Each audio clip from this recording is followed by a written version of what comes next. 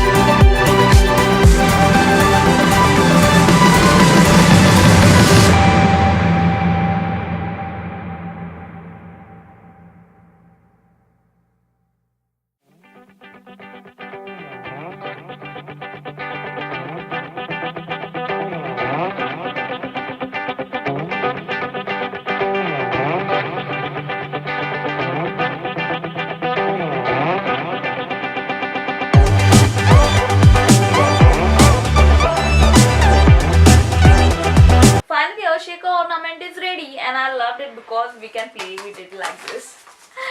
See, by shaking the stars are moving, so that's why I love this ornament. You can also make it. And one more idea, you can stick the photograph also. Instead of all these things, you can stick the photograph and you can make the shaker ornament of the photograph also. So you can try that out. And Merry Christmas everyone, and all the best wishes for you for the new year. So enjoy the last days of the 2018, and yes, don't forget to like, share and subscribe to my channel, and please hit that bell icon. So see you in the next video. Till that, bye bye, see ya, take care.